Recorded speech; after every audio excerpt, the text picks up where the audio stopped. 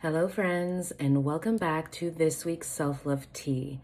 If you are new here, my name is Renee Love. I'm the CEO and founder of Modern Day Wise Woman, which is an online self-love coaching practice and private school, as well as the owner of Couronne Apothecary.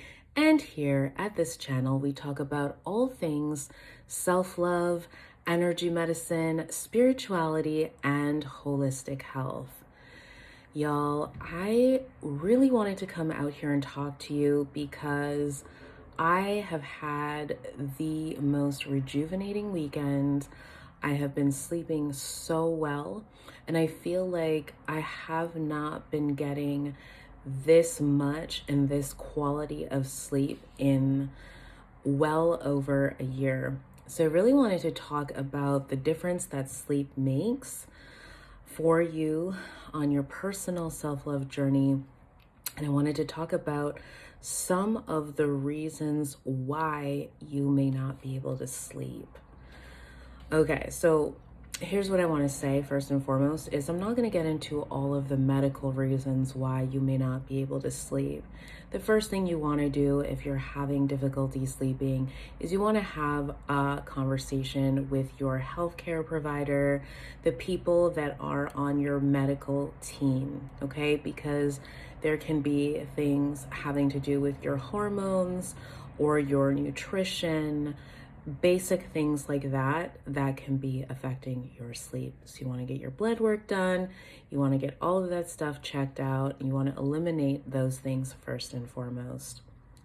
But let's talk about some of the mental, emotional, spiritual reasons why we may not be able to sleep. First and foremost, it is the people in your life, okay? So if you are having people in your life that you are arguing with constantly, you are in a falling out with constantly, you are mean, unkind, you are calling each other names, like any of that kind of negative stuff in your life on a regular basis is gonna affect your sleep if you are an empath, if you are intuitive, if you are a highly sensitive person. I know for me, I can't be having relationships like that in my life. Literally, it will keep me up at night. It will be running on these conversations or these arguments that we've had in my brain, at the back of my head when I'm trying to work, when I'm trying to do what I need to do. And so I would say that's one of the number one reasons why people can't sleep is they have toxic relationships in their life, or they're in a toxic dynamic with someone in their life, and it's just ongoing, it's persistent, it's not getting resolved. So you really have to think to yourself about this relationship and whether it's worth having it in your life. And if it is worth having in your life, you really need to set some boundaries around that. Otherwise, consider that this relationship is toxic. It's not bringing good energy to you. It's not helping you with your mental health or your physical health or any part of your well-being. It's just not good for you. And so sometimes you just have to make the decision to just let certain people and certain relationships go. On the heels of that, when you're fighting with your partner, when you're fighting with your significant other, when you're fighting with that person, some of you may be able to sleep really well, but again, highly sensitive people, we do not sleep very well in the middle of a fight. So I recommend that for those of you that are married or in long-term relationships, that you create some kind of structure, some kind of way that you guys resolve conflict, so that maybe you'll need to think about whether it's okay for you guys to go to sleep not talking. Is it okay for you guys to go to bed in a disagreement, or do you need to resolve it before you go to bed? Every couple is different. But these are the things that you want to think about so that you have a plan, so that you're not negatively affected by being in a really sticky place with your partner. Okay, so I want to say that. The other thing that can really affect our sleep is stress. All right, stress. And stress presents itself in different ways for different people for all different kinds of reasons, right? So when we're talking about stress, it could be work-related stress, like maybe you just have way too much on your plate, you have too much volume, and so you really need to think about whether or not your job is a job that you ought to stay in for a long period of time.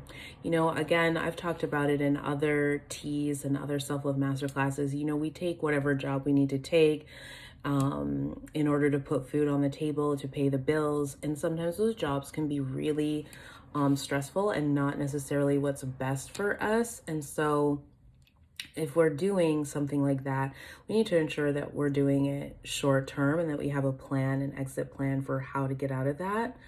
In addition, if we have just a job that it is our dream job, it's what we've always wanted to do, and it's just really stressful, we need to think about how to de-stress. And it can involve simple things like delegating or, you know, just looking at what you have to do and just being realistic about your expectations and what you can do, right? A lot of us have self-imposed expectations and stress that are weighing heavily on us and causing us not to be able to sleep. So we really have to review that. Beyond that, we have other stressors in life, right? Sometimes it's finances, which can be really tricky, and it can involve like either needing to find more work or needing to cut back on things or needing to sell things or needing to change the way we're living, move, different kinds of things like that. And that is definitely stressful. And in those cases, you want to have somebody like a coach or therapist, a counselor, like somebody that can really help you to navigate your stress. And I know that can be tricky when finances are pretty tight, but these days there are a lot of free resources if you need them, and definitely maximize them as best as you can. Watch free videos like this, get in the comments section, and take advantage of again, a lot of the free things that are out there, so you don't have to be on your own as you navigate things like this. Stressors around your health and well-being, if you've received some difficult news, those kinds of things, you want to have the support of your medical team, your care team, your therapist, your coach, etc., to help you to navigate those things. You need to be talking about these things on a regular basis if you are overloaded with stress that has to do with your health and your well-being, or a transition or a big change of some kind, like a divorce, or, you know, things with your kids, stuff like that. Obviously, we know that having small children, being a new mom, new dad, that sort of thing is going to impact your sleep. And that's just something you're going to have to adjust to for a period of time until you're able to do something like sleep training. Or if you're not okay with sleep training, then you just know you have to make adjustments and think about how to get as much sleep as you can and how to de-stress in other ways. And I probably would have to do a whole full video on that. But again, I would say that's about looking at like lifestyle things that you can eliminate and not doing too much when you're in these phases of not getting enough sleep and just taking care of your little ones. Also sleep hygiene. I feel like this video is gonna be over 10 minutes. Okay, I hope you guys are fine with that. I know I try to make these teas nice and short, under 10 minutes, but I think I'm gonna go over for this. Your environment, like literally things like the bedroom that you are sleeping in. Does it have too much light? The temperature, is it too hot?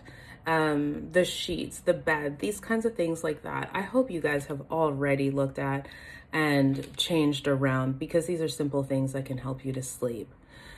The other thing I also know affects our sleep is sleep routines and sleep hygiene.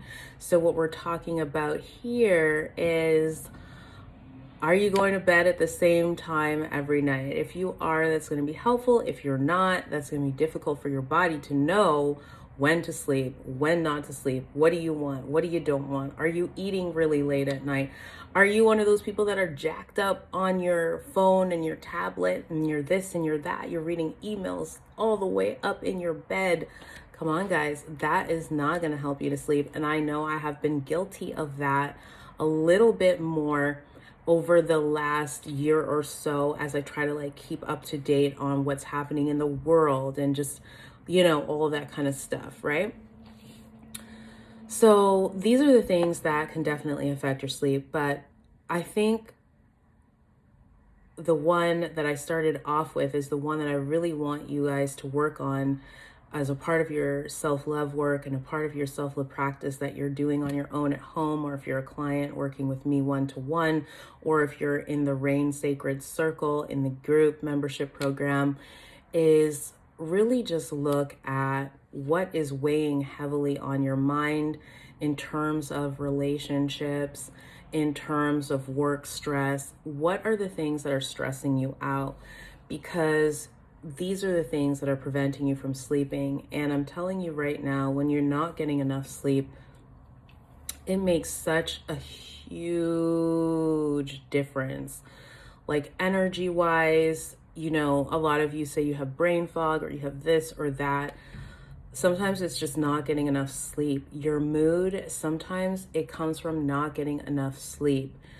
Not being able to attract the relationships that you want in your life, sometimes it comes because you're not clear, you're not available, your head's not on right because you're not getting enough sleep. Overeating, appetite, things having to do with your appetite, not feeling energized enough to work out.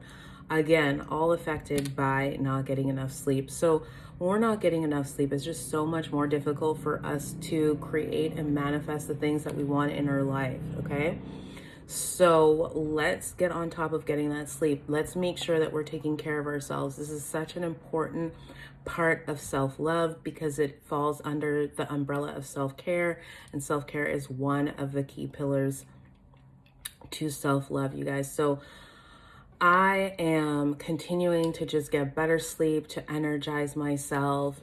Again, things like the state of the world obviously affects your sleep. And especially if you're a healer, you're an empath like myself, and you work with people, you know that the state of the world affects the people directly. You know it's going to affect your clients directly. And I know sometimes that can be hard for you as a healer, as a practitioner, to see clients in pain, or to see people in pain, to see the world in pain. But just remember that you got to find that balance and make sure that you are taking care of yourself so that you can take care of your clients, so that you can take care of your family, so that you can take care of others. You have got to put yourself first. You have got to make sure that you're taking care of yourself, and then you can support other people. If you're not okay, you're not okay to help others to be okay. All right. So that is what I want to leave you with. Let's get some sleep. Y'all, I have missed you. I skipped last week because I was taking care of myself, making sure to get my sleep and do what I needed to do, but I'm so happy to be back. And don't forget to like and subscribe. If you haven't already subscribed to this video or to this channel, I'm not sure why. If you made it to the end, I'm sure you love the rest of the videos. Don't forget to thumbs up if you really enjoyed this video. It helps me to know which videos you want to see more of. And I will see you in the next one. Love you all so much. Talk to you soon.